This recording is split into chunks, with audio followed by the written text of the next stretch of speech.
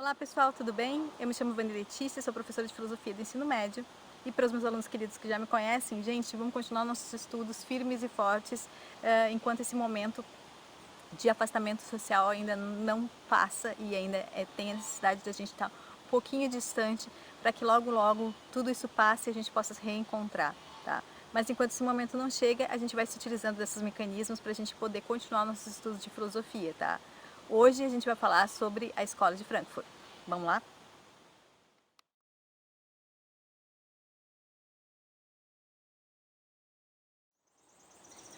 Então, gente, para a gente poder estudar a Escola de Frankfurt, a gente tem que entender onde ela surgiu, né? Em que contexto que ela surgiu.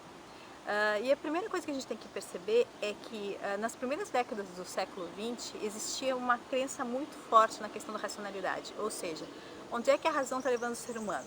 A gente vem ali do movimento da questão do surgimento do iluminismo, grandes revoluções técnico-científicas, ou seja, existia uma força, uma crença muito grande na questão da racionalidade, até porque ela estava dando resultados de fato muito bons, né? Então tu sai de todo aquele período que a gente tinha de trevas e de mentalidades muito vinculadas à fé e tu senta a mão, tu acredita muito na questão da racionalidade e ela efetivamente vai trazendo coisas muito boas e muito positivas para as pessoas, tá? Só que não são todas essas questões que estão sendo levantadas ou que estão sendo dado conta pela questão da racionalidade. E aí é que dentro desse contexto também surgem movimentos que não são tão legais assim, né? A gente tem uma guerra mundial, a gente tem revoluções que começam a questionar ou levantar problemas com a questão do capitalismo.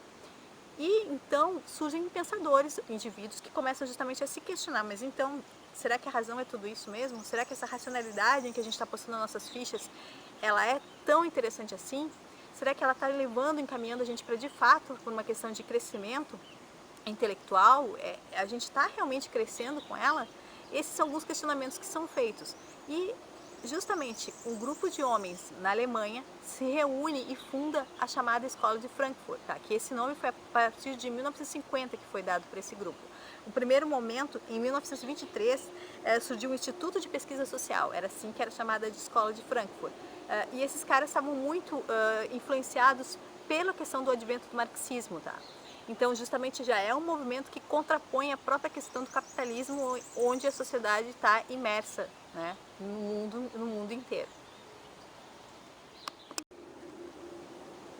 Então, gente, os frankfurtianos, né, esses estudiosos, esses pensadores que se reuniram na escola de Frankfurt, eles começaram a se questionar e principalmente a pensar, olha, eu acho que talvez não seja uma coisa tão racional essa escolha, não seja um caminho tão racional, talvez seja mais uma questão de racionalidade mascarada de racionalidade. Até porque eles começaram a criticar justamente esse viés muito positivista da razão, ou seja, um viés que estava muito preocupado com o resultado, efetivamente, tá?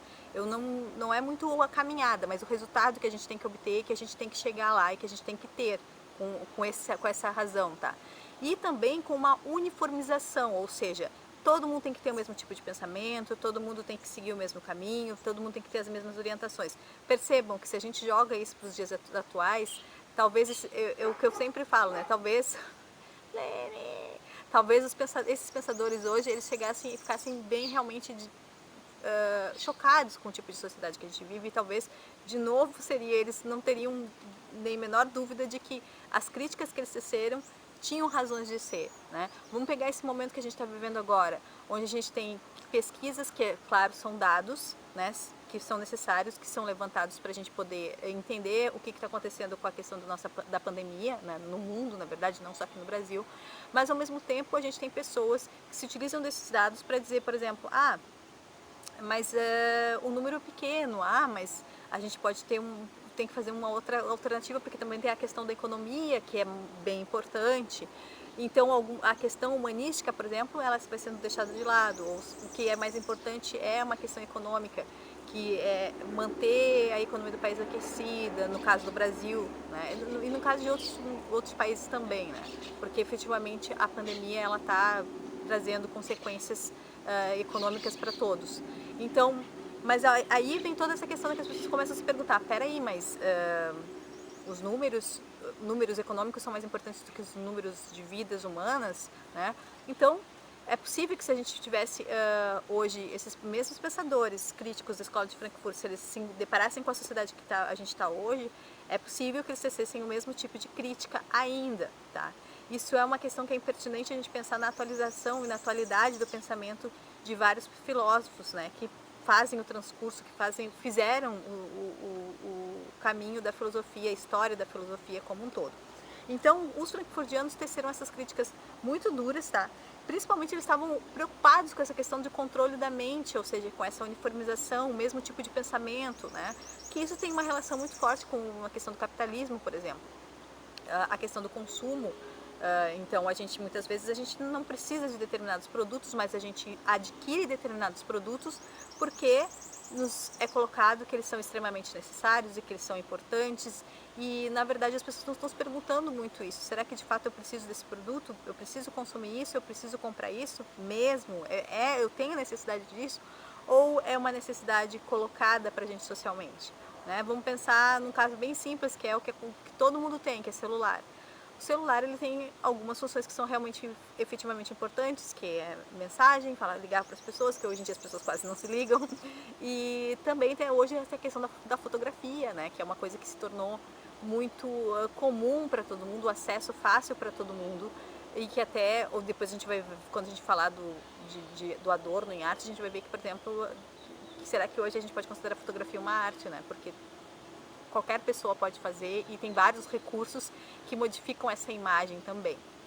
Então, são coisas que demandam, que dão pano para manga, ou seja, dá para a gente pensar muita coisa, e justamente essa questão de uniformização de pensamento é uma das coisas que a gente tem que ser mais críticos em relação ao ser humano, que eu acho que todo filósofo faz, que é justamente a gente não pensar conforme o que todo mundo quer que a gente pense, a gente tem um pensamento crítico em relação ao que é colocado para a gente como verdadeiro, tá? Então esses caras levantam essa bandeira, eles começam a questionar isso e apontar para a seguinte situação: olha, existe uma questão de pensamento massificado, ou seja, é um pensamento que todo mundo tem que ter igual, mas as pessoas estão analisando isso, elas estão percebendo isso, né? E aí eles começam a pensar na seguinte questão, tá? De como por exemplo, a indústria de cultura ou de entretenimento, ela pode servir mais para ser uma questão de opressão dos indivíduos e também de legitimação do sistema do que qualquer outra coisa. Talvez as pessoas, às vezes a gente não se dá conta de que a gente está no meio de um sistema que ele propõe coisas e às vezes faz com que a gente simplesmente acredite que a gente tomou a iniciativa dentro daquele sistema e de que realmente era aquilo que a gente queria ver, por exemplo, tá? Então, para eles, dentro da questão dos frankfurtianos, ou seja, dentro da escola de Frankfurt, isso muitas vezes é utilizado para conduzir uma massa, para conduzir os indivíduos, e a gente não percebe isso, que de fato a gente está reproduzindo ideias, tá? Assim como, por exemplo, vamos pensar, e eu sempre falo isso, normalmente os meus exemplos são repetitivos, mas é que na verdade eles são o que a gente tem no cotidiano, a questão por exemplo, da moda, tá? E isso eu sempre digo, às vezes a gente está usando uma roupa, ou está usando um acessório, ou está usando alguma coisa porque está na moda. Não é porque a gente gosta, ou não é porque a gente diga assim, realmente eu quero isso. Ou mais ainda, será que eu preciso disso? Será que eu preciso comprar tal sapato? Ou será que esse sapato é porque o sapato está na moda? Né?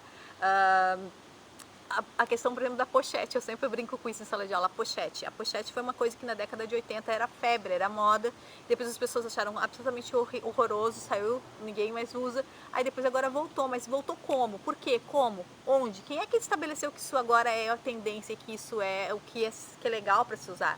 Né? Que agora isso virou bonito, de repente, isso virou interessante, né?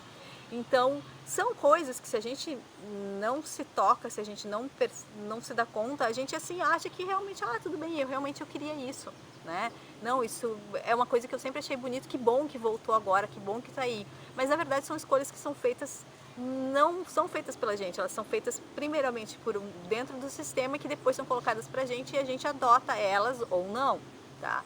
Então, esse é uma questão, dos fatos aqui que ele fala é da questão da indústria de entretenimento, e aí eu inseri a questão da indústria da moda, mas que não deixa de ser uma indústria de entretenimento, porque justamente o se vestir ou se arrumar hoje também sempre foi, né? Mas é uma forma de tu comunicar quem tu é, né?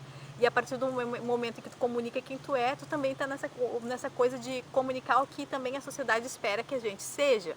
Vocês percebam que a coisa é forte, né? E o buraco é bem mais embaixo. E uma outra coisa que eles falam até, é que também os avanços tecnológicos também façam com que a gente também esteja reproduzindo questões que são da questão do capitalismo, né?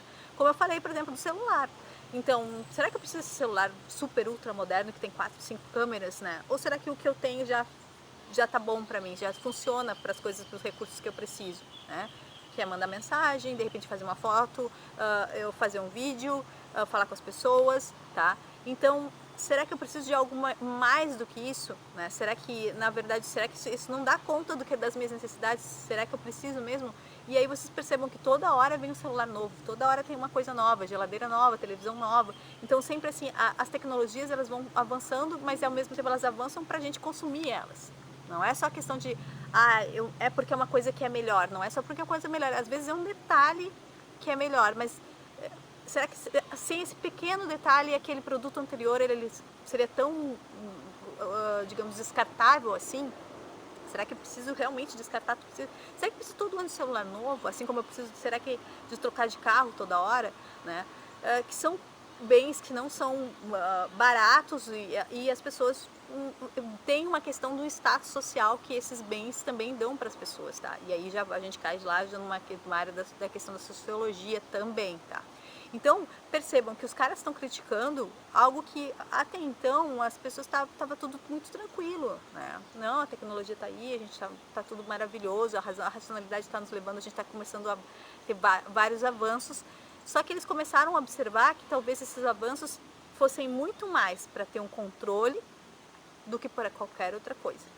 E aí surge o conceito de racionalidade instrumental. Então, gente, quando eu estava falando de racionalidade instrumental, na verdade o conceito se chama razão instrumental, tá? E vocês têm esse conceito lá na página 7 de vocês, do livro de vocês, e diz o seguinte, do capítulo, eu acho que esqueci de falar isso, né? Do capítulo 15, que é onde a gente começou agora a ver. Então, lá na página 7, no segundo parágrafo, eu vou falar o seguinte, tá? A razão instrumental, que é a racionalidade utilizada para atingir qualquer fim. Pensem, a razão a razão instrumental é uma racionalidade utilizada para atingir qualquer fim, tá? Sem questionar seus resultados. Na sociedade capitalista, por exemplo, busca-se o desenvolvimento da tecnologia sem se avaliar se ela promove a emancipação do ser humano. Tá? Então, eu preciso realmente, vamos fazer determinados tipos de tecnologia, a gente precisa disso, a gente tem que avançar sobre isso porque a gente é a tecnologia pela tecnologia, entendem? Muitas vezes não é necessariamente para que a gente queira o melhor do ser humano. Muitas vezes existe de fato questões que são necessárias e que as pessoas pensam, não, isso vai melhorar a qualidade de vida de determinadas pessoas. Mas em outras vezes não, é mais uma corrida porque a gente precisa ser melhor em determinado aspecto. E isso causa problemas, isso traz problemas, que é uma razão que ela não está muito preocupada com justamente questões éticas, por exemplo, tá? Então ela está mais focada no resultado e ela se esquece que muitas vezes tem questões que são necessárias serem pensadas para ver se vale a pena de fato se buscar esse caminho. Vamos pensar na questão da clonagem, né? Tu tá numa corrida desenfreada, a gente nem sabe hoje direito como está acontecendo esse processo, porque, claro, a gente está agora com outros problemas que estão pipocando aqui, que a gente está tendo que lidar nesse momento. Questões, por exemplo, a ciência está muito voltada agora com a questão de buscar uma cura, uma medicação para a Covid-19, para o coronavírus. Mas teve um momento que era um boom da questão da clonagem, né? E aí as pessoas começaram... Como é que a ovelhinha, a primeira ovelhinha lá que foi clonada, como é que ela morreu? As pessoas sabem como é que ela morreu, né? Sabem do que ela morreu, porque teve um boom muito grande, outros animais foram clonados ali e não se falou mais nisso. Mas vocês podem ter certeza que ainda deve estar sendo feito com certeza isso em laboratório. Assim como teve uma época que teve uma notícia de um ratinho, vocês devem ter visto isso, procurem depois, deem um Google, uma orelha que foi um ratinho com uma orelha nas costas, assim, era tipo para implante de órgãos, tá? Então, e aí? Como é que faz isso, tá? As pessoas vão dizer, não, mas a finalidade é para as pessoas que, por exemplo, perderam um órgão, tá? Mas como é que se chegou nisso? como é que foi feito isso e o passo a passo para chegar nesse resultado.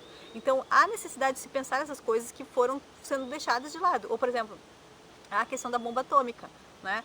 É uma arma super poderosa, até que o momento que ela foi utilizada, se viu o estrago que ela fez em matéria de questão de seres humanos, o quanto as pessoas morreram com aquilo. Né? Então, tu teve fazer a arma primeiro, fizeram arma, eles faziam aqueles testes nucleares e tal, mas nunca tinha sido utilizado efetivamente. Quando foi utilizado efetivamente, bom, e agora? O que a gente faz com esse estrago terrível que a gente fez de seres humanos? Ao mesmo tempo, quando a gente vai parar para pensar também lá na questão da Alemanha nazista, o tanto de experimentos que esses caras fizeram, que era simplesmente só focado no resultado. Eles não estavam nem um pouco focados no quanto aquilo era monstruoso, no quanto aquilo era antiético, no quanto aquilo lá estava ferindo pessoas, a dignidade de muitas pessoas. Tá? Eu vi um filme indicado por um colega meu de trabalho, o Aurélio, que foi o Ovo da Serpente, que trabalha isso esplendidamente, maravilhosamente bem. É um filme forte sobre a questão da Alemanha nazista, em que a gente pode perceber esse questionamento, tá, sobre esses experimentos que vinham sendo feitos durante a questão do nazismo, ali, quando o nazismo estava surgindo, estava começando, na verdade. O filme é um pré-movimento nazista, na verdade, é antes do nazismo se instalar, tá? Então, é uma coisa que dá para a gente ficar pensando assim, meu Deus do céu, de fato, o que essa racionalidade desenfreada fez com as pessoas, né? E eu entendo a preocupação deles, é uma preocupação totalmente legítima quando eles estão falando disso. Por isso que eles estão falando, não é uma qualquer racionalidade, não é só uma crítica para dizer que a racionalidade não é uma coisa positiva. Gente, pelo amor de Deus, a gente está falando de filosofia, a racionalidade é algo importante.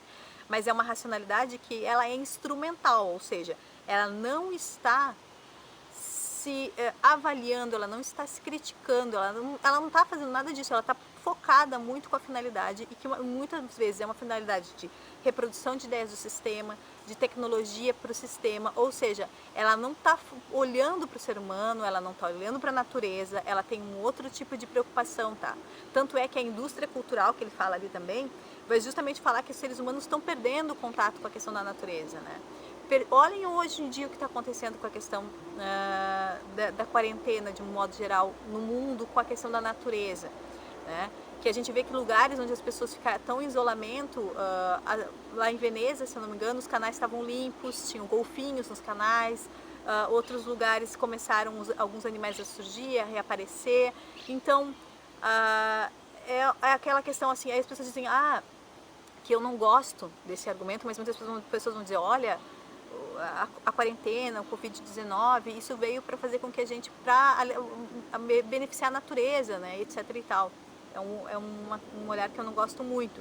Mas, ao mesmo tempo, é inegável que para a natureza isso teve consequências, porque o ser humano, a gente muitas vezes perde essa relação com o nosso entorno natural. A gente perde essa relação porque a gente só está usando ele.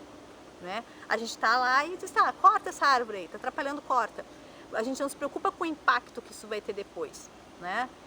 O que essa árvore traz de benefício para ali, o que ela tem naquele meio, porque a gente sabe que na natureza tudo tem, são nichos e as coisas todas têm um encadeamento e tem relações que estão sendo colocadas ali. Mas quando a gente está focado no resultado, que é como essa questão da razão instrumental, eu corto a árvore e acabou, não me interessa se é a última árvore daquela ali, o que eu quero é isso. É o que eu preciso daquele momento, é o resultado que eu preciso obter, tá bem?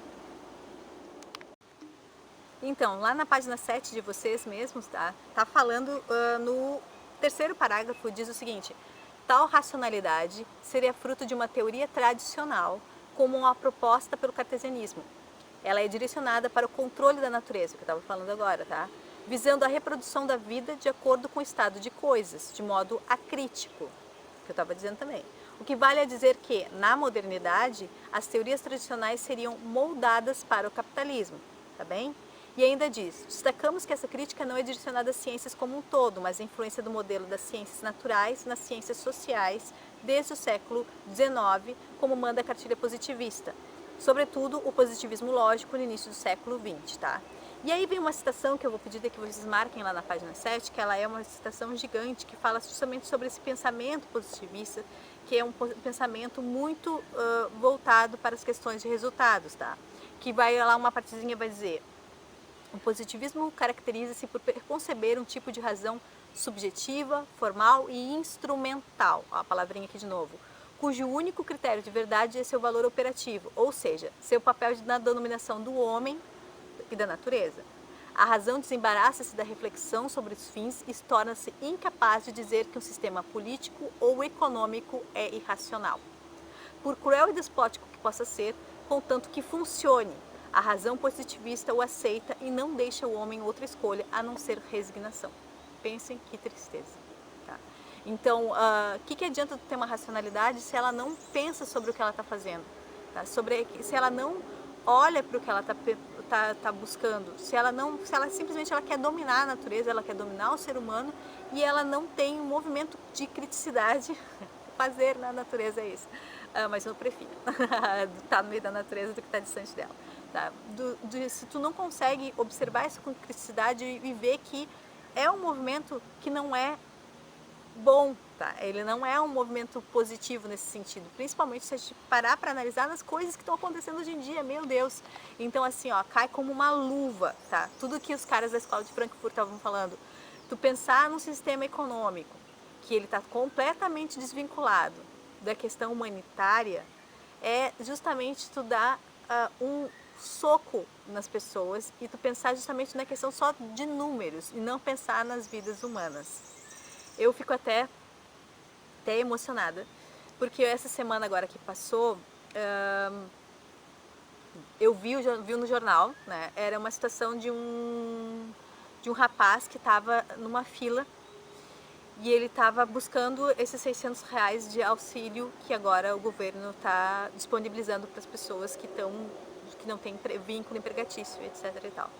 E esse rapaz, eu não lembro o nome dele agora, ele chegou e ele não tinha telefone, ele não tinha casa, ele não tinha emprego, ele não tinha conta em banco e ele teve que pedir um celular emprestado, ele teve que falar com outras pessoas.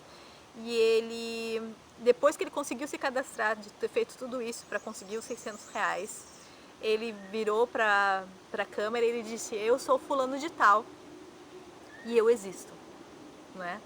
Como se a existência dele dependesse de que o sistema de um banco reconhecesse que ele é uma pessoa e que ele precisa desse dinheiro. Então, isso é uma questão que olhar para esse movimento hoje e perceber que efetivamente as coisas não estão no lugar que elas deveriam estar, né? Essa razão instrumental que o pessoal da escola de Frankfurt tanto criticava e tanto batia, talvez ela nunca estivesse tão em voga como ela está agora. Tá? Talvez ela nunca tenha sido descartada, embora eles mesmos tenham feito críticas, feito estudos sobre isso.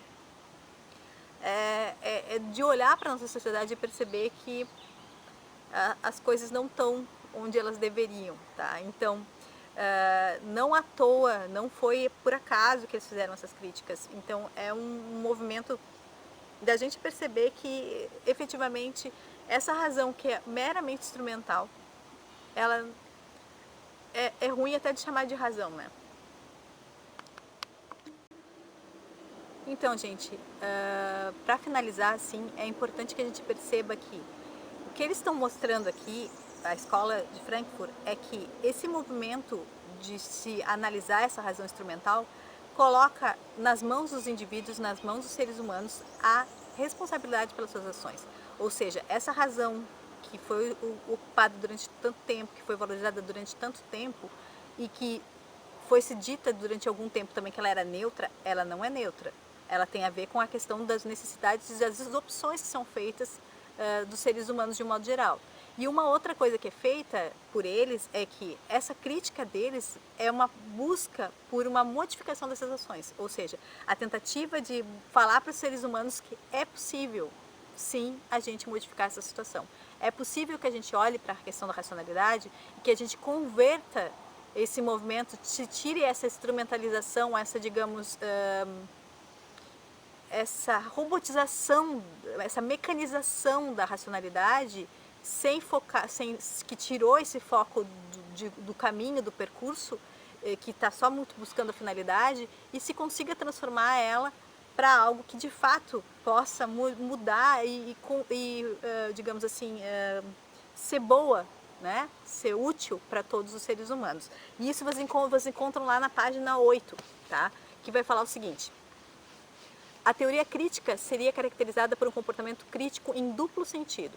Por um lado, um comportamento crítico do pesquisador em ciências sociais em relação à teoria tradicional, que é justamente essa concepção dessa razão instrumental, percebendo a realidade contraditória da sociedade, entendendo que essas contradições, assim como a suposta neutralidade da teoria tradicional, ou sua tentativa de justificar a realidade, é produto da ação humana, tá? Que é o que eu estou dizendo para vocês, os seres humanos é que são responsáveis por isso, tá ok?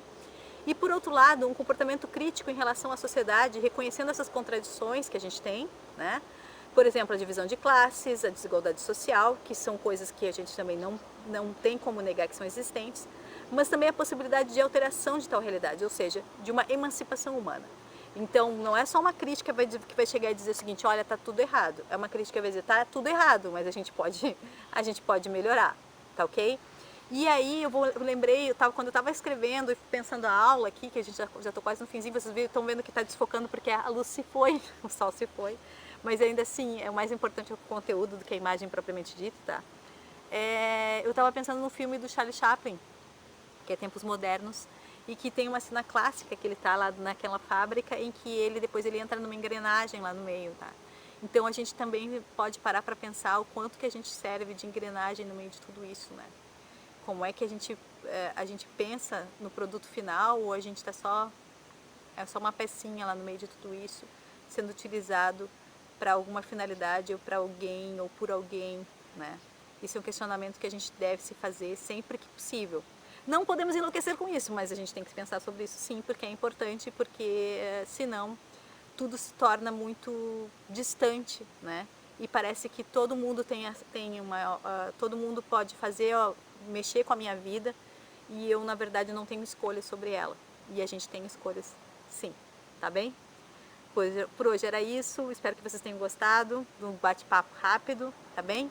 Vamos depois para o próximo vídeo, vamos falar depois de quem? Do Adorno, tá?